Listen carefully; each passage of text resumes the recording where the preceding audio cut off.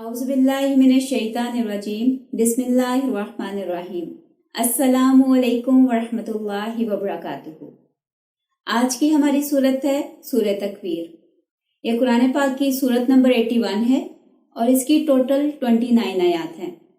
ये सूरत मक्का में नाजिल हुई थी और लफ्ज़ तकवीर का मतलब होता है लपेटना यानी रैप करना, जैसे किसी कपड़े वगैरह को रैप किया जाता है। और क्योंकि इस सूरत की पहली आयत में क़यामत के हवाले से सूरज को लपेट देने का जिक्र आया है, तो उसी मुनासिबत से इस सूरत का नाम सूरह तकवीर है। इस सूरत का मेन फोकस आखिरत और रिसालत है और मज़ामीन के एतबार से इसे हम 4 हिस्सों में तकसीम कर सकते हैं। पहला हिस्सा आयत नंबर 1 से 6 तक, जिसमें क़यामत के आगाज के होलनाक मनाज़िर की तफसील है। दूसरा हिस्सा आयत नंबर 7 से 14 तक, इसमें अमाल नामे, जज़ा और सज़ा, जन्नत और दोज़ख का तज़किरा है। तीसरा हिस्सा आयत नंबर 15 से 25 तक, इसमें हज़रत जिब्राईल अलैहिस्सलाम की अज़मत और आप सल्लल्लाहु अलैहि वसल्लम से उनकी मुलाकात का बयान है। चौथा और आखिरी हिस्सा आयत नंबर 26 से 29 तक, इसमें आम लोगों का रवैये, कुरान की हकीकत और अल्लाह के इख्तियार की तरफ इशारा है। तो आइए अब सूरत के लफ्ज़ ब लफ्ज़ तर्जमे की तरफ चलते हैं। तो सूरत की पहली आयत है इज़ा शम्सु कुव्विरत। इज़ा का मतलब होता है जब, अशम्स सूरज को कहते हैं, और कुव्विरत का लफ्ज़ जो है इसका रूट या इसकी बेस जो है वो काफ, वाव और रे है। कव्वरा युकव्विरु, और इसका मतलब होता है लपेटना, रैप करना, जैसे पगड़ी या इमामे वगैरह को रैप किया जाता है। और इसी तरह क्योंकि सूरज की शुआएं दूर दूर तक फैली होती हैं, जैसे कपड़े के थान होते हैं, तो उसको लपेट दिया जाएगा, मतलब सूरज की रोशनी खत्म कर दी जाएगी। तो इज़ा शम्सु कुव्विरत, जब सूरज लपेट दिया जाएगा। अगली आयत है व इज़न नजूमुन कदरत। नजूम का लफ्ज़ जो है ये नजमुन की जमा है, जिसका मतलब होता है सितारे, और इन कदरत इसका रूट मादा है काफ, दाल और रे, और इसका मतलब होता है मध्यम पड़ना, डल हो जाना, धुंधला जाना, फीका पड़ना, मांद पड़ जाना। यानी सितारों के हवाले से भी बताया जा रहा है कि सितारे फीके पड़ जाएंगे, सितारे मध्यम हो जाएंगे, यानी नजर नहीं आएंगे, वो भी खत्म, उनकी भी रोशनी जो है वो भी ऑलमोस्ट खत्म हो जाएगी। व इज़ल जिबाल सुय्यिरत। जिबाल का लफ्ज़ जबलुन की जमा है, जिसका मतलब होता है पहाड़, और सुय्यिरत का बेस या रूट है सीन, ये और रे। जैसे सैर करना हम उर्दू में भी लफ्ज़ इस्तेमाल करते हैं, चलने फिरने के लिए इस्तेमाल होता है, यानी मूव करना। तो जब पहाड़ चलने लगेंगे, यानी पहाड़ जो है वो मूव करने लगेंगे। अब आप देखें पहाड़ कितने सॉलिड और मैसिव होते हैं। अगर आप किसी पहाड़ के पास जाके उसको देखें तो अपना आप इतना छोटा लगता है और वो पहाड़ इतना बड़ा होता है। मतलब वो इतने फिक्स होते हैं और इतने बड़े होते हैं कि उनको उनकी जगह से हिलाया नहीं जा सकता। और यही वजह है कि उन पहाड़ों को ही काट कर उनके दरमियान रास्ता बनाया जाता है, या सुरंग बनाई जाती है, या वहाँ पे सड़क तामीर की जाती है, क्योंकि उनको उनकी जगह से हिलाया नहीं जा सकता। और इसी तरह पहाड़ जो हैं ये छुपने और पनाह लेने के लिए भी इस्तेमाल होते हैं, क्योंकि ये इतने बड़े होते हैं तो इनकी ओट में छुपा भी जा सकता है। जैसे अक्सर डाकू वगैरह जो हैं वो पहाड़ी इलाके में होते हैं, क्योंकि वो पहाड़ में छुप जाते हैं आसानी से। और कुरान पाक में पहाड़ जो है वो ज़मीन के हवाले से आया उनका जिक्र कि इनको हमने ज़मीन में गाड़ दिया ताकि वो कायम रहे और तुम्हें लेकर ढलक ना जाए। यानी ज़मीन की स्टेबिलिटी के लिए पहाड़ों को उसके अंदर कीलों की तरह गाड़ दिया गया। तो अब जब क़यामत वाले दिन ये पहाड़ ही चलने लगेंगे तो फिर सोचिए ज़मीन का क्या हाल होगा, यानी ज़मीन की स्टेबिलिटी का क्या स्टेटस होगा, कि जिसकी वजह से वो खुद कायम है, वो एंटिटी या वो पहाड़, वो कील, वो ही मूव कर रहे हैं, वो ही कह लें कि इधर उधर चलना शुरू हो गए हैं, तो फिर ज़मीन बिल्कुल ही वो भी उसके बुरे हालात होंगे। अगली आयत है व इज़ल इशार उत्तिलत। इशार का लफ्ज़ जो है ये उशरा की जमा है, इसका मतलब होता है 10 माह की हामला ऊँटनी। और अरबों के लिए ऊँटनी जो है वो बहुत ज़्यादा अहम होती थी, और ख़ास तौर पर अगर वो हामला होती, यानी असल में ऊँट जो है वो अरब कल्चर में बहुत ज़्यादा अहमियत के हामिल हैं। کیونکہ انہوں نے جب سفر کرنا ہوتا تھا یا اپنی تجارت کے لیے جانا ہے یا کوئی کھانے پینے کا سامان لینے دوسرے شہر یا دوسرے ملک جانا ہے تو اونٹ اس وقت کام آتا تھا. اس وقت جو گھوڑا وغیرہ ہے وہ سروائیو نہیں کر پاتا تھا اتنی گرمی میں، صحرا کا سفر، لمبا سفر. تو اس حوالے سے اونٹ کے ان کے یہاں بہت زیادہ اہمیت تھی. اور خاص طور پر جو اونٹنی ہوتی تھی، کیونکہ اس نے آگے سے اور بچے بھی پیدا کرنے ہوتے تھے، یعنی ان کی جو ویلتھ تھی وہ ڈپلیکیٹ ہوتی تھی، ڈبل ہوتی تھی. اور اسی لیے جو حاملہ اونٹنی تھی اس کی تو یہ بہت زیادہ کیئر کرتے تھے، بہت زیادہ اس کا خیال رکھتے تھے. یعنی اس کو کوئی بھی بندہ جو ہے وہ ان اٹینڈڈ نہیں چھوڑتا تھا. اور اسی طرح عرب کلچر میں اگر کوئی اونٹنی 2-3 دفعہ مسلسل فیمیل چائلڈ کو برتھ دیتی تھی، یعنی آگے سے وہ اونٹنی ہی پیدا کرتی تھی، تو اس اونٹنی کو بہت زیادہ مبارک سمجھا جاتا تھا. یعنی اس کو کہا جاتا تھا بہت زیادہ بابرکت ہے، اور اس سے کوئی کام لینا چھوڑ دیا جاتا تھا اور اس کے اوپر سواری کرنی حرام کر دی جاتی تھی. یعنی وہ اس کو بہت زیادہ عزت کی نگاہ سے دیکھتے تھے. تو آپ یوں سمجھ لیں کہ اشار اتلت، آگے اتلت کا جو لفظ ہے اس کا مطلب ہوتا ہے بیکار چھوڑ دینا، فالتو ہو جانا، کوئی اس کی طرف ٹینشن نہ دینا. اور یہ لفظ عرب لٹریچر میں عورتوں کے حوالے سے بھی استعمال ہوتا ہے کہ وہ عورتیں جو اپنا خیال رکھنا چھوڑ دیں، یعنی میک اپ کرنا، جویلری پہننا، اپنے آپ کو سنوارنا چھوڑ دیں، تو ان کے لیے اتلت کا لفظ استعمال ہوتا ہے. اردو میں بھی ہم دیکھیں معطل کا لفظ ہم استعمال کرتے ہیں، جیسے کسی کو نوکری سے ہٹا دیا جائے، یعنی وہ کام کر رہا ہے اس کا وہ اختیار ختم کر دیا جائے، اس کو کام جو ہے اسے ہٹا دیا جائے، تو اس کے لیے معطل کا لفظ وہ بھی اسی سے نکلا ہے. پھر اردو میں ایک اور لفظ ہے تعطیلات، یعنی چھٹیوں کے لیے جو لفظ استعمال ہوتا ہے. یعنی نارملی بچے جو ہیں وہ اسکول میں جاتے ہیں، کام کرتے ہیں، لیکن تعطیلات میں جو ہے وہ گھر میں ہوتے ہیں، ان کا وہ ریگولر کام اس طرح نہیں ہوتا، یعنی وہ بیکار یا فالتو ان کے پاس ٹائم ہوتا ہے. تو وَإِذَا الْإِشَارُ اُتِّلَتْ، جب 10 ماہ کی حاملہ اونٹنیاں بیکار چھوڑ دی جائیں گی، یعنی کوئی ان کی طرف متوجہ نہیں ہوگا، کسی کو ان کی فکر نہیں ہوگی، وہ اوپن پھر رہی ہیں. اس کو اگر ہم آج کے زمانے میں انڈرسٹینڈ کریں تو جیسے مثال کے طور پر لینڈ کروزر ہے یا فراری ہے، وہ سڑک پر کھڑی ہے اور اس کے اندر اس کی چابی لگی اور دروازے کھلے اور کوئی اس کا مالک جو ہے وہ آس پاس نہیں ہے، تو مطلب اس کا بہت زیادہ چانسز ہوتے ہیں کہ کوئی بھی بندہ جا کے اس کو بیٹھے اور لے کر چلا جائے. یا اس کو ہم یوں سمجھ سکتے ہیں جیسے کہ آئی فون 12 ہے، وہ ٹیبل پہ پڑا ہو اور آس پاس کوئی بندہ نہ ہو اور وہ ورکنگ کنڈیشن میں ہو، تو کتنی جلدی غائب ہو جائے گا. یا کوئی بندہ جو ہے وہ اپنا آئی فون 12 اس طرح ان اٹینڈنٹ چھوڑتا نہیں ہے.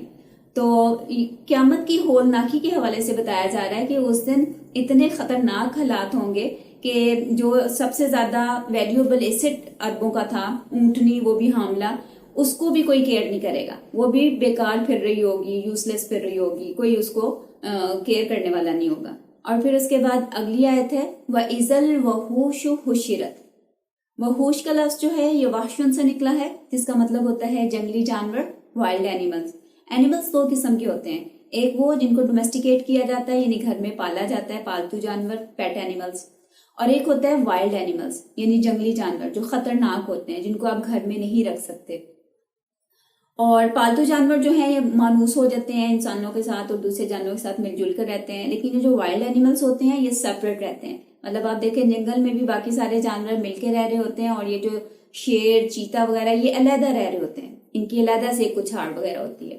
اور یہاں پہ یہ بتایا جا رہا ہے حشرت اگلا لفظ ہے، جس کا مطلب ہوتا ہے یہ حشر، جیسے یوم حشر بھی ہم نے سنا ہوا ہے. حشر کا مطلب ہوتا ہے اکٹھا کرنا، اور زبردستی اکٹھا کرنا، ہانک کے اکٹھا کرنا ہے، جیسے جانوروں کو اکٹھا کیا جاتا ہے.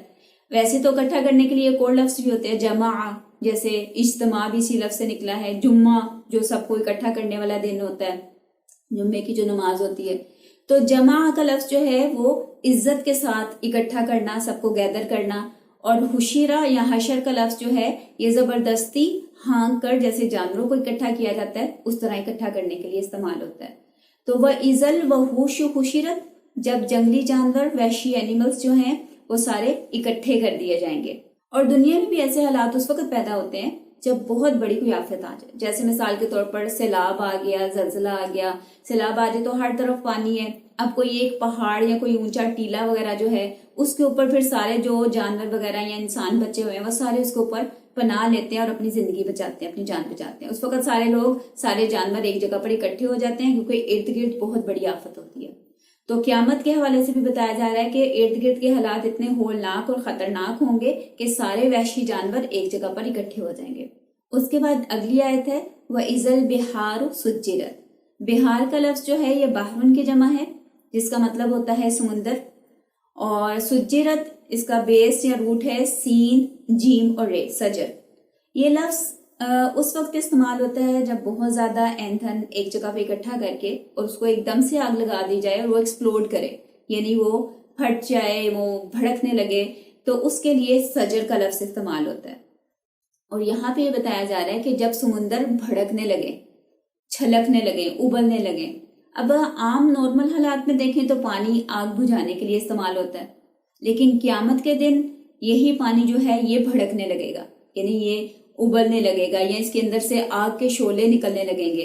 اب حالات تو اصل کیا ہوں گے وہ تو اللہ تعالیٰ ہی جانتے ہیں، الفاظ میں ہمیں یہ تاثر مل رہا ہے کہ سمندر جو ہیں وہ بھڑکنے لگیں گے، وہ ابلنے لگیں گے، مطلب چھلکنے لگیں گے۔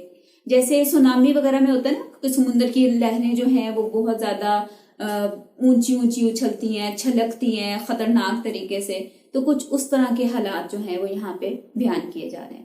یعنی کائنات کا پورا نظام جو ہے وہ دھرم بھرم ہو جائے گا، کہ جو اس وقت حالات ہیں، جو چیزیں، جو ان کی پراپرٹیز اس وقت ہیں، وہ ساری اس سے اپوزٹ ہو جائیں گی، الٹ جائیں گی، ہر چیز جو ہے وہ بدل جائے گی، کہ سورج جو ہے اس کی روشنی ختم ہو جائے گی، ستارے جو ہیں وہ ماند اور پھیکے پڑ جائیں گے، پہاڑ جو اس وقت میسیو اور فکس ہیں جن کو ہلانا پاسبل نہیں ہے وہ چلنے لگیں گے، اور جو 10 ماہ کی یعنی جو سب سے زیادہ ویلیوبل ایسٹ ہے، جو سب سے زیادہ قیمتی چیزیں ہیں وہ فالتو پڑی ہوں گی یا گری ہوں گی، اور جو سمندر ہیں وہ بھڑکنے لگیں گے، وہ چھلکنے لگیں گے۔ تو یہ سارا جو ہے قیامت کے آغاز کے حالات بیان کیے گئے ہیں۔ اب اس کا دوسرے حصے کی طرف چلتے ہیں جو آیت نمبر 7 سے 14 تک ہے۔ وَإِذَا النُّفُوسُ زُوِّجَتْ۔ نفوس کا لفظ جو ہے یہ نفسن کی جمع ہے، جس کا مطلب ہوتا ہے جان، اور زوجت جیسے زوج کا لفظ آپ نے سنا ہوگا، جوڑے کے لیے استعمال ہوتا ہے، یعنی اس دن جانوں کو جوڑ دیا جائے گا۔ اس حوالے سے علماء کے 2-3 خیال ہیں، جیسے کچھ لوگوں کا خیال ہے کہ جسم کو روح سے جوڑ دیا جائے گا، تو اس کے لیے نفوس و زوجت کا جو جملہ ہے وہ استعمال کیا گیا۔ کچھ کا خیال ہے کہ نیک لوگوں کو نیک لوگوں سے جوڑ دیا جائے گا، یعنی ان کا گروپ بنا دیا جائے گا، اور جو برے لوگ ہیں یا گناہ گار ہیں ان کا علیحدہ گروپ بنا دیا جائے گا۔ تو یہ جو گروپنگ کرنی ہے، نیک لوگوں کو نیک جانوں کے ساتھ جوڑنا اور بروں کو بروں کے ساتھ جوڑنا، اس کے لیے وَإِذَا النُّفُوسُ زُوِّجَتْ کا لفظ استعمال ہوا۔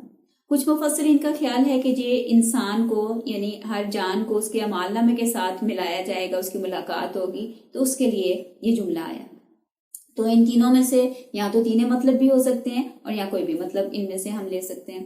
وَإِذَا النُّفُوسُ زُوِّجَتْ، جب جانوں کو جوڑ دیا جائے گا۔ اس کے بعد اگلی آیت ہے وَإِذَا الْمَوْءُودَةُ سُئِلَتْ۔ معودہ کا لفظ اس کا روٹ یا بیس ہے واو، حمزہ اور دال۔ وَعَدَ يَعِدُ، اس کا مطلب ہوتا ہے زندہ دفن کر دینا، اور معودہ یہ اسم مفعول ہے، یعنی جسے زندہ دفن کر دیا گیا۔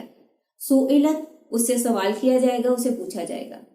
اصل میں عربوں میں زمانہ جاہلیت میں ایک رواج تھا کہ جب کسی کے گھر بیٹی پیدا ہوتی تو اس کو زندہ دفن کر دیتا ہے، یعنی اس کے لیے بہت زیادہ وہ بےعزتی کی بات ہوتی تھی، اس کو بہت زیادہ انسلٹ فیل ہوتی تھی، کیونکہ ان کے وہاں پہ یہ کنسیپٹ تھا یا یہ غلط سوچ تھی کہ بیٹی کا پیدا ہونا کسی مرد کی مردانگی میں کمزوری کی علامت ہے، یا دوسرے وہ یہ کہتے تھے کہ ایک قبیلے کی بےعزتی کا باعث ہے کہ اس کے ہاں بیٹیاں زیادہ ہوں یا لڑکیاں زیادہ ہوں، کیونکہ ان کے وہاں پہ یہ سمجھا جاتا تھا کہ مردوں کی کسی قبیلے میں جتنی تعداد زیادہ ہوگی وہ قبیلہ زیادہ اسٹرانگ ہے اور زیادہ باعزت ہے۔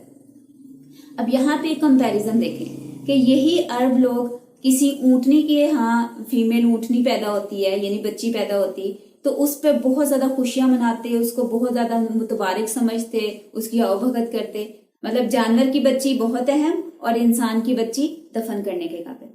تو یہ چیز بتائی جا رہی ہے کہ اللہ تعالیٰ کہہ رہے ہیں کہ اس دن جس کو دفن کیا گیا ہے نا، سئلت، اس سے سوال کیا جائے گا، اس سے پوچھا جائے گا، یعنی جو وکٹم ہے اس کو انٹیروگیٹ کیا جائے گا یا اس کو بولنے کا موقع دیا جائے گا، کہ جسے پیدا ہوتے ساری دفن کر دیا گیا، اس سے کچھ پوچھا بھی نہیں گیا کہ مطلب اس نے کیا کیا ہے یا اس نے کوئی غلط کام کیا جس کی بیس پر اس کو دفن کیا جا رہا ہے۔ اور اس دن کرمنل کو بالکل موقع نہیں ملے گا، صرف وکٹم جو ہے جس کو دفن کیا گیا اس سے سوال کیا جائے گا، اسے پوچھا جائے گا. اور کیا پوچھا جائے گا؟ بِأَيِّ ذَنْبٍ قُتِلَ، کہ تمہیں کس گناہ کی پاداش میں یا کس گناہ کس جرم کی وجہ سے دفن کیا گیا، قتل کیا گیا، یعنی مار دیا گیا، زندہ دفنا دیا گیا. تو ذنب کا لفظ جو ہے یہ کسی بھی چھوٹے سے معمولی ہلکے سے گناہ کے لیے، یعنی کوئی چھوٹی سی لغزش ہو جائے، کوئی مسٹیک ہو جائے، اس کے لیے ذنب کا لفظ استعمال ہوتا ہے. یعنی کوئی چھوٹی سی بھی ایسی مسٹیک یا کوئی چھوٹا سا بھی گناہ جو اس نے کیا تھا جس کی وجہ سے اس کو قتل کر دیا گیا، اس کو دفن کر دیا گیا. اس کے بعد اگلی آیت ہے وَإِذَا الصُّحُفُ نُشِرَتْ. صحف کا لفظ جو ہے یہ صحیفہ کی جمع ہے، جس کا یہاں پہ مفہوم لیا جاتا ہے اعمال نامے، یعنی وہ جو صفحے لکھے ہوئے جو فرشتے ہر وقت ہمارا اعمال کو نوٹ کرتے رہتے ہیں. اس دن نشرت یعنی نشر کر دیے جائیں گے، سب کے سامنے پیش کر دیے جائیں گے. جیسے نشریات، ٹی وی کی نشریات آتی ہیں کہ جو وہ نشر ہو رہی ہیں، وہ سب کے سامنے آ رہی ہیں، آن ایئر ہونا. تو اس دن اعمال نامے جو ہیں وہ سب کے سامنے پیش کر دیے جائیں گے، آن ایئر ہو جائیں گے. وَإِذَا السَّمَاءُ كُشِطَتْ، اور جب آسمان، سما آسمان کے لیے استعمال ہوتا ہے، اور کشیتت اس کا روٹ یا بیس ہے کاف، شین اور توئے، اور اس کا مطلب ہوتا ہے کھال اتارنا. اور کشاد کا لفظ جو ہے وہ کسائی کے لیے استعمال کیا جاتا ہے. یعنی یہاں پہ یہ بتایا جا رہا ہے کہ جب آسمان کی کھال اتار لی جائے گی، مطلب جس طرح کسی جانور کی کھال وغیرہ جب اتاری جاتی ہے تو اس کے نیچے لال رنگ کا گوشت نظر آنے لگتا ہے، تو اسی طرح قیامت والے دن آسمان جو ہے وہ لال رنگ کا ہوا ہوا، ایسے جیسے کہ اس کی کھال اتار دی گئی ہے. اور اگلی آیت ہے وَإِذَا الْجَحِيمُ سُعِّرَتْ، کہ جب جہنم جو ہے وہ بھڑکا دی جائے گی. جہیم کا لفظ جو ہے اس کا بیس ہے جیم، ہے اور میم، جوہم. اور یہ لفظ اس وقت استعمال ہوتا ہے جب کوئی شیر یا کوئی خطرناک جانور وہ اپنے شکار کو گھورتا ہے کھانے سے پہلے، یعنی غصے سے قہر بھری نظر جب اس پر ڈالتا ہے تو اس کے لیے جوہم کا لفظ استعمال ہوتا ہے. تو یعنی یہ جہنم کے لیے، جہنم کے نام، دوزخ کے لیے ایک نام ہے جہیم، یعنی وہ قہر سے بھری ہوگی اور وہ گناہ گاروں کو دیکھ رہی ہوگی. اسی طرح قرآن پاک میں سورہ ملک میں آتا ہے کہ وہ گناہ گاروں کو، مجرموں کو دیکھ کر دھاڑے گی، غصے سے ابلنے لگے گی. تو یہاں پہ بھی وہی ایک قسم کے ایکسپریشنز ہیں کہ وَإِذَا الْجَحِيمُ سُعِّرَتْ. سُعِرَت کا روٹ یا بیس ہے سین، عین اور رے. اسی طرح قرآن پاک میں سعیر کا لفظ بھی آتا ہے، جہنم کا ایک نام، اس کا مطلب ہوتا ہے بھڑکتی ہوئی آگ. تو سعیرت اس کو بھڑکا دیا جائے گا، کہ جب جہنم کو بھڑکایا جائے گا. جیسے ہوتا ہے نا گاؤں میں جو لکڑی کی آگ جلاتے ہیں، تو جب وہ آگ تھوڑی دھیمی ہونے لگتی ہے نا تو اس میں وہ ایک پائپ کے ذریعے، پھونکنے کے ذریعے پھونک مار کر اس آگ کو بھڑکایا جاتا ہے کہ وہ دوبارہ سے تیز ہو جاتی ہے تاکہ اس کے اوپر کھانا وغیرہ اچھی طریقے سے پک سکے. تو اسی طرح یہاں پہ یہ بتایا جا رہا ہے کہ جہنم بھی جو ہے وہ قیامت والے دن دوبارہ بھڑکائی جائے گی، اس کی آگ کو دوبارہ تیز کیا جائے گا. اللہ تعالیٰ ہمیں اسے محفوظ رکھے. اس کے بعد اگلی آیت ہے وَإِذَا الْجَنَّةُ أُزْلِفَتْ، اور جب جنت یعنی جو اللہ تعالیٰ نے نیک لوگوں کے لیے جگہ تیار کی ہوئی ہے، أُزْلِفَتْ، أُزْلِفَتْ کا روٹ یا بیس ہے زے، لام اور فے. اسی سے لفظ زلفہ بنا ہے، یعنی نزدیک کر دینا، پاس کرنا، یا کسی کو کوئی مقام دینا. پاس کرنے کے لیے عربی میں اور لفظ بھی آتے ہیں، جیسے قروبہ، قریب کرنا، ہم اردو میں بھی لفظ استعمال کرتے ہیں. لیکن عربی میں قروبہ جو ہے وہ صرف فاصلہ کم کرنے یا پاس کرنے کے معنی میں آتا ہے. اور یہ جو زلفہ یا أزلفت کا لفظ ہے یہ قریب کرنا اور ساتھ میں عزت دینا، یعنی احترام کے لیے قریب کر لینا یا کسی کو عزت دینے کے لیے، تکریم کے لیے اپنے پاس کرنا، تو اس معنی میں استعمال ہوتا ہے. تو وَإِذَا الْجَنَّةُ أُزْلِفَتْ، اور جب جنت جو ہے وہ عزت اور اکرام کے ساتھ قریب کر دی جائے گی. یعنی کن لوگوں کے؟ نیک لوگوں کے. اللہ تعالیٰ ہمیں ایسے لوگوں میں شامل فرما لے. اس کے بعد دوسرے حصے کی آخری آیت، یعنی ایک کنکلوڈنگ کومنٹ آ رہا ہے عَلِمَتْ نَفْسٌ مَا أَحْضَرَتْ. علمت کا لفظ جو ہے یہ علم سے نکلا ہے، عین، لام، میم اس کا روپ مادہ ہے، یعنی جاننا، پتہ چلنا، معلوم ہونا. علمت جان لے گی، نفسن ہر جان، یعنی ہر جان، ہر بندے کو پتہ چل جائے گا. ما احضرت، احضرت کا لفظ جو ہے اس کا روٹ یا بیس ہے ہے، ضاد اور رے، یعنی حاضر ہونا، جیسے ہم اردو میں لفظ استعمال کرتے ہیں، کسی جگہ پریزنٹ ہونا، موجود ہونا. تو اس دن ہر جان جو ہے وہ جان لے گی کہ وہ کیا لے کر حاضر ہوئی ہے، یعنی اس کے کیا اعمال وہاں پہ موجود ہیں ہر کسی کو پتہ چل جائے گا، کیونکہ اس کے اعمال نامے اس کے سامنے رکھ دیے جائیں گے. تو جو انسان نے عمل کیا ہوگا، جو اچھا یا برا کام کیا ہوگا، وہ سارا وہاں پہ اس کے سامنے موجود ہوگا. اسی طرح کی بات سورہ کہف میں بھی آتی ہے، وَوَجَدُوا مَا عَمِلُوا حَاضِرًا، کہ اس دن وہ پالیں گے جو کچھ انہوں نے عمل کیے ہوں گے ان کے سامنے حاضر موجود. یعنی جو بھی انسان نے کوئی عمل کیا ہوگا وہ اس دن اس کے سامنے حاضر ہوگا، اس کے سامنے موجود ہوگا. اس کے بعد سورت کا تیسرا حصہ آتا ہے آیت نمبر 15 سے 25 تک، جس میں حضرت جبرائیل علیہ السلام کی عظمت اور نبی صلی اللہ علیہ وآلہ وسلم سے ان کی ملاقات کا بیان ہے. یعنی وحی کو لانے والے فرشتے اور اس پیغام کو دوسروں تک پہنچانے والی ہستی کا ذکر ہے. فلا اقسم بالخنس، بس نہیں میں قسم کھاتا ہوں خنس کی. خنس کا لفظ جو ہے یہ ایسے ستارے کے لیے استعمال کیا جاتا ہے جو کبھی نظر آتا ہے اور کبھی غائب ہو جاتا ہے. جیسے ایک ستارہ ہوتا ہے جو فکس ہوتا ہے، مثال کے طور پر مغربی ستارہ، جنوبی ستارہ، جس کے ذریعے رات کے ٹائم جب ایروپلین یا شپس وغیرہ ٹریول کرتے ہیں تو وہ نیویگیٹ کرتے ہیں، وہ اپنی ڈائریکشنز کو کنفرم کرتے ہیں. لیکن کچھ ستارے ایسے ہوتے ہیں جو کبھی نظر آتے ہیں کبھی غائب ہو جاتے ہیں، یعنی ان کا کوئی فکس پلیس یا کوئی ان کی فکس جگہ نہیں ہوتی، ان کو بھروسہ نہیں کیا جا سکتا. کسی ایسے ستارے کے حوالے سے یہاں پہ قسم کھائی جا رہی ہے، اور یہی وہ لفظ ہے خنس جس سے خناس کا لفظ بنا ہے، یعنی جو شیطان کی صفت کے لیے استعمال کیا گیا، جو کبھی آگے بڑھتا ہے اور کبھی پیچھے ہٹ جاتا ہے. یعنی کبھی یہ سامنے آتا ہے، انسان کے ذہن میں وسوسے ڈالتا ہے، اور کبھی غائب ہو جاتا ہے. سورہ ناس میں اس کا ذکر ہے. تو فلا اقسم بالخنس، پس نہیں میں قسم کھاتا ہوں خنس کی، یعنی ستارے کی جو کبھی آگے بڑھتا ہے، کبھی نظر آتا ہے اور کبھی چلتے چلتے غائب ہو جاتا ہے. الجوار الکنس، الجوار کا لفظ جو ہے یہ جارہ سے نکلا ہے، جس کا مطلب ہوتا ہے موونگ باڈی، یعنی چلنے والی کوئی چیز. اور کنس کا لفظ جو ہے یہ کناس سے نکلا ہے، یہ ہرن کے چھپنے کی جگہ کو کہتے ہیں. یعنی جب ہرن جو ہے وہ اپنے کسی دشمن سے بچنے کے لیے کسی جگہ چھپتا ہے تو اس کو کناس کہا جاتا ہے. تو کنس یعنی چھپنے کی جگہ، ہائیڈ ہونے کی، سیکرٹ پلیس. تو یہاں پہ بھی اسی ستارے کی آگے ڈیٹیل بتائی جا رہی ہے کہ جو کبھی نظر آتا ہے، کبھی غائب ہو جاتا ہے، کبھی چلتا ہے اور کبھی اس کے بعد وہ چھپ جاتا ہے. پھر اس کے بعد اگلی آیت ہے واللیل اذا عسعس، اور قسم ہے رات کی جب وہ رخصت ہونے لگتی ہے. عسعس کا لفظ جو ہے یہ ایسے ٹائم کے لیے بولا جاتا ہے کہ جب ہلکی سی روشنی ہوتی ہے اور ہلکا اندھیرا ہوتا ہے، یعنی تھوڑی سی روشنی ہے تھوڑا سا اندھیرا ہے. اور یہ سچویشن جو ہے وہ رات شروع ہونے کے ٹائم پر بھی ایسا ہی ہوتا ہے اور رات ختم ہونے کے ٹائم پر بھی ایسا ہی سٹیٹس ہوتا ہے. اس کے بعد اگلی آیت ہے وَالصُّبْحِ إِذَا تَنَفَّسَ، اور قسم ہے صبح کی جب وہ سانس لیتی ہے. تنفس کا لفظ جو ہے یہ ہم جیسے سانس کے نظام کے لیے استعمال کیا جاتا ہے، بریدنگ سسٹم کے لیے. تو یہاں پہ یہ بتایا جا رہا ہے کہ جب صبح میں جان پڑتی ہے، مطلب جب روشنی ہوتی ہے، ہر طرف چہل پہل ہو جاتی ہے، زندگی چمک اٹھتی ہے.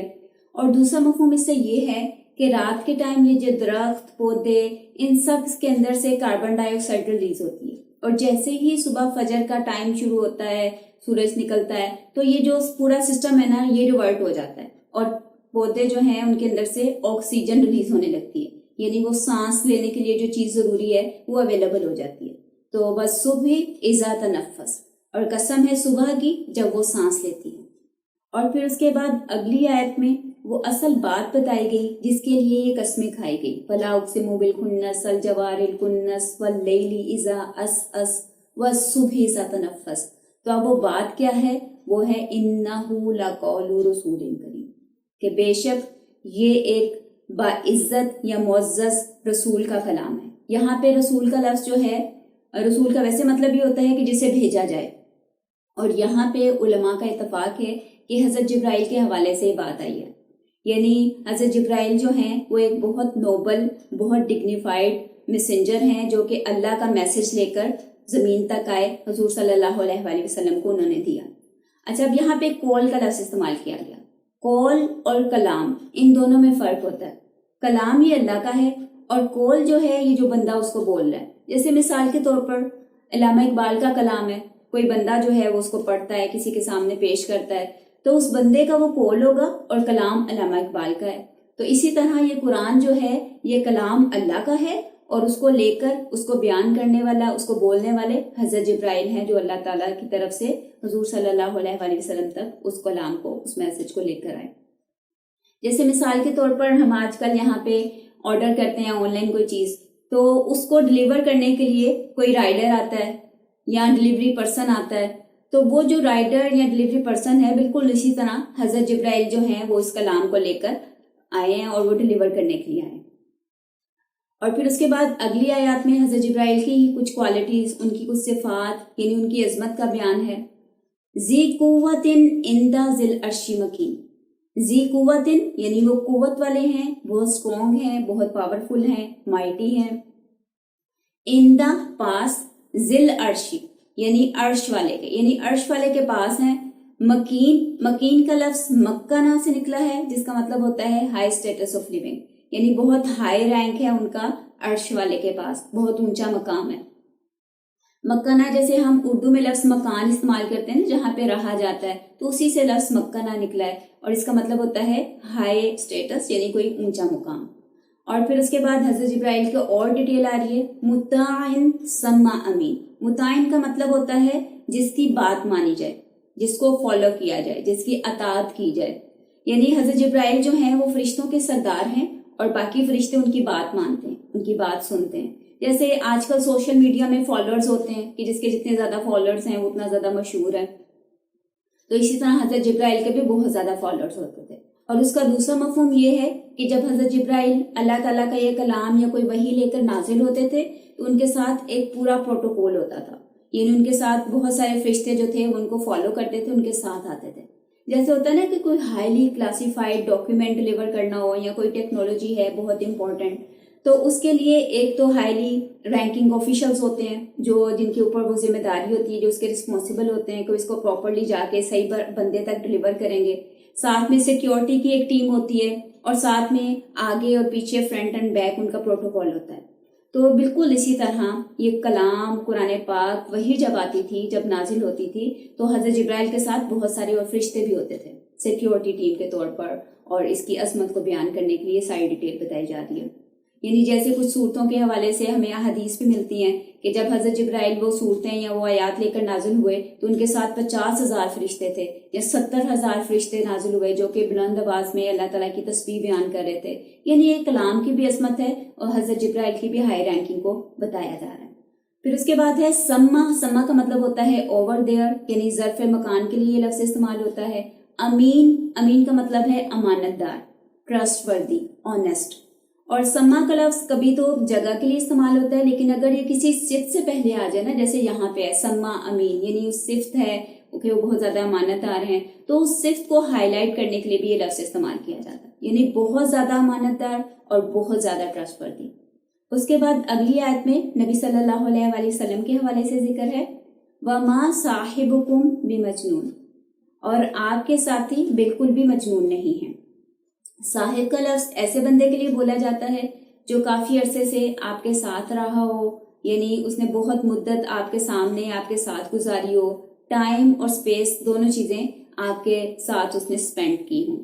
جیسے مثال کے طور پر نبی صلی اللہ علیہ وآلہ وسلم شروع سے ہی مکہ میں پیدا ہوئے، وہیں پہ پلے بڑھے، تو سارے لوگ جو ہیں وہ آپ کے کردار سے، آپ کی پرسنالٹی سے، آپ کی خصوصیات سے اچھی طرح واقف تھے، یعنی کہ آپ کو اچھی طرح جانتے تھے۔ یہی وجہ ہے کہ آپ کا جو لقب ہے صادق اور امین، یعنی آپ کے سچ بولنے کی وجہ سے اور آپ کی امانت داری کی وجہ سے آپ ان القابات سے مشہور ہو گئے تھے۔ اور مجنون کا لفظ جو ہے یہ کسی ایسے انسان کے لیے بولا جاتا ہے جس کا ذہنی توازن ٹھیک نہ ہو، جس کے اوپر کسی جن نے قبضہ کر لیا ہو، یا جس کو کوئی کسی قسم کا جنون ہو، یعنی ایک ہی بات کے پیچھے اس کو کوئی بات نہ سمجھ آتی ہو۔ تو یہاں پہ اللہ تعالیٰ کی طرف سے کنفرمیشن آ رہی ہے، کیونکہ نبی صلی اللہ علیہ وآلہ وسلم نے جب حضرت جبرائیل کے حوالے سے بتایا، جب پہلی دفعہ آپ نے ان کو دیکھا اس آسمان کے کنارے پہ، اور جب یہ کلام پاک نبی صلی اللہ علیہ وآلہ وسلم نے تلاوت کرنا شروع کیا، تو مکہ کے لوگ ان میں سے کچھ جو تھے وہ آپ کو یہ کہنے لگے کہ ان کا ذہنی توازن جو ہے نا، نعوذ باللہ، وہ اس میں کوئی پرابلم آ گئی، امبیلنس ہو گیا، یا ان کے اوپر کسی جن نے قبضہ کر لیا۔ تو اس کا جواب اللہ تعالیٰ دے رہے ہیں کہ وَمَا صَاحِبُكُمْ بِمَجْنُونَ، کہ تمہارا ساتھی بالکل بھی مجنون نہیں ہے، اسے کسی قسم کا کوئی مسئلہ نہیں ہے، دماغی عارضہ نہیں ہے۔ وَلَقَدْ رَآهُ بِالْأُفْقِ الْمُبِينِ، اور یقیناً انہوں نے اس کو، یعنی حضرت جبرائیل کو، افق کہتے ہیں یہ آسمان کے کنارے کو، یعنی کارنر آف ہورائزن، کہ آسمان کے کنارے پر انہوں نے اس کو دیکھا ہے مبین، کلیئر کٹ۔ پھر اگلی آیت ہے وَمَا هُوَ عَلَى الْغَيْبِ بِضَنِينٍ، اور وہ غیب کے اوپر بالکل بھی کنجوسی نہیں کرتے، یعنی نبی صلی اللہ علیہ وسلم جو ہیں، جو اللہ تعالیٰ غیب میں سے کوئی وحی یا کوئی بھی خبر آپ کو بھیجتے ہیں تو آپ وہ ایز اٹ از لوگوں تک پہنچا دیتے ہیں، اس میں سے کوئی چیز چھپا کر نہیں رکھتے، کوئی بات ہائڈ نہیں کرتے، یعنی اس میسج کو مکمل طریقے سے دوسروں تک پہنچا دیتے ہیں۔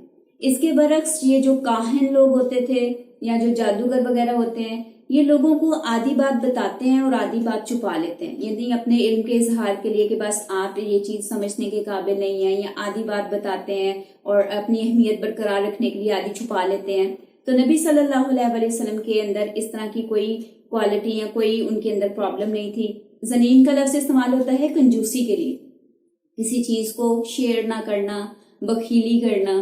تو نبی صلی اللہ علیہ وسلم کے حوالے سے کلیئر کیا جا رہا ہے وَمَا هُوَ عَلَى الْغَيْبِ بِضَنِينٍ، کہ نبی صلی اللہ علیہ وسلم اس غیب کے حوالے سے بالکل بھی کنجوسی نہیں کرتے، کوئی چیز چھپاتے نہیں۔ اور پھر اگلی آیت میں ہے وَمَا هُوَ بِقَوْلِ شَيْطَانٍ الرَّجِيمٍ، اور نہ ہی یہ کسی شیطان دھتکارے ہوئے کی بات ہے یا اس کا قول ہے۔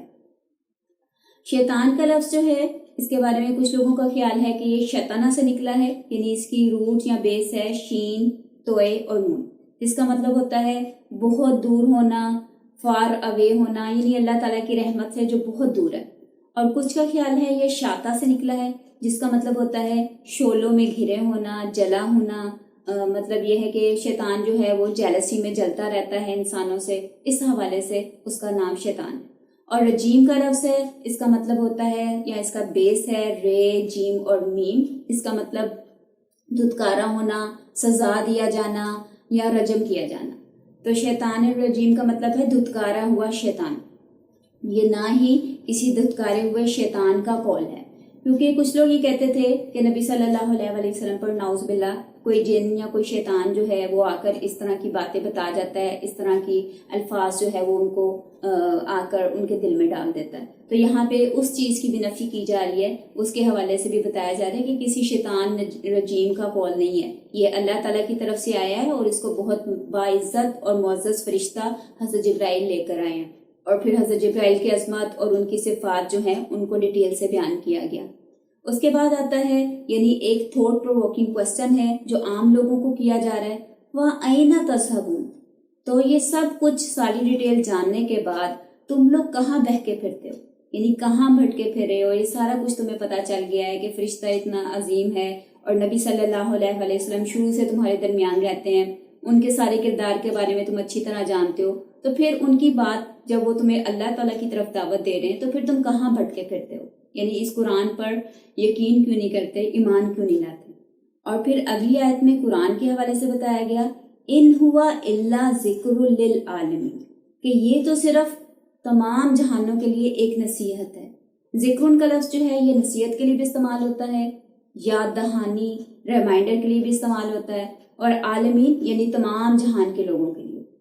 تو قرآن جو ہے یہ تو صرف ایک ریمائنڈر ہے، یعنی سارے لوگوں کو پہلے سے پتہ ہے کیونکہ اللہ تعالیٰ نے ہم سب کی روحوں سے ایک وعدہ، ایک عہد جو ہے وہ پہلے لے رکھا ہے، ہم سب جانتے ہیں، انٹرنلی ہمیں سب کو پتہ ہے۔ تو یہ قرآن جو ہے یہ اس ہماری پہلے سے نالج کے لیے ایک ریمائنڈر ہے، یعنی ہمیں یاد دہانی کے لیے، ہماری نصیحت کے لیے یہ قرآن بھیجا گیا۔ پھر اگلی آیت ہے لمن شاء منکم ان یستقیم، ہر اس بندے کے لیے جو تم میں سے سیدھا ہونا چاہتا ہے۔ یستقیم کا لفظ کاما یقیمو سے نکلا ہے، جس کا مطلب ہوتا ہے سیدھا کھڑا ہونا، استقامت اختیار کرنا، اسٹیڈ فاسٹنگ کے لیے، یعنی جو بندہ اللہ تعالیٰ کی طرف جانا چاہتا ہے، اللہ کو پانا چاہتا ہے، یا شرک کے گڑھے سے نکلنا چاہتا ہے، سیدھا کھڑا ہونا چاہتا ہے، اس کے لیے قرآن جو ہے یہ ایک ریمائنڈر ہے، ایک نصیحت ہے، ایک یاد دہانی ہے۔ اور پھر آخر میں ایک یونیورسل ٹروتھ بتایا گیا وَمَا تَشَاءُونَ إِلَّا أَن يَشَاءَ اللَّهُ رَبُّ الْعَالَمِينَ، اور تم چاہ بھی نہیں سکتے۔ تشاؤنا شاء سے نکلا ہے، جس کا مطلب ہوتا ہے ارادہ کرنا، کوئی چیز سوچنا، کوئی پلان بنانا، یعنی تم لوگ کوئی چیز سوچ بھی نہیں سکتے، کوئی پلان بھی نہیں بنا سکتے، الا سوائے اس کے ان یشاء اللہ، کہ اللہ چاہے، یعنی ہم جو کام یا نیکی کی بھی اگر کوئی انسان اس طرف جاتا ہے یا کوئی سوچنے کی بھی اس کے اندر کوئی آئیڈیا بھی آتا ہے کہ مجھے قرآن سیکھنا چاہیے، مجھے یہ کام کرنا چاہیے، تو وہ جو سوچ بھی ہے وہ بھی اللہ تعالیٰ کی توفیق سے ہے، یعنی وہ بھی اللہ تعالیٰ کی رحمت ہے، اللہ کا کرم ہے کہ ہمارے اندر کوئی بھی اچھے کام کی اگر خواہش بھی پیدا ہوتی ہے، کوئی سوچ بھی آتی ہے، تو وہ بھی اللہ کا کرم ہے۔ وَمَا تَشَاءُونَ، اور تم چاہ بھی نہیں سکتے، إِلَّا أَن يَشَاءَ اللَّهُ رَبُّ الْعَالَمِينَ، سوائے اس کے کہ اللہ چاہے جو تمام جہانوں کا رب ہے۔ یعنی نیکی کی توفیق بھی اللہ کے تھرو ہی آتی ہے، اللہ کا کرم ہوتا ہے۔ اللہ سے دعا ہے کہ اللہ تعالیٰ ہمیں زیادہ سے زیادہ نیک کام کرنے کی توفیق دے، اس قرآن کو سمجھنے، اس پر عمل کرنے اور اسے دوسروں تک پہنچانے کی توفیق عطا فرمائے۔ یہ تھا ہمارا سورہ تکویر کے حوالے سے تھوڑا سا ڈسکشن اور لیسن، اس کو میں ایک دفعہ ریپ اپ کر دیتی ہوں۔ اس کی پہلی 6 آیات میں قیامت کے ہولناک منظر کی تصویر کشی کی گئی ہے۔ اس کے بعد آیت نمبر 7 سے 14 تک جزا، سزا، حساب کتاب، جنت اور دوزخ کا بیان ہے۔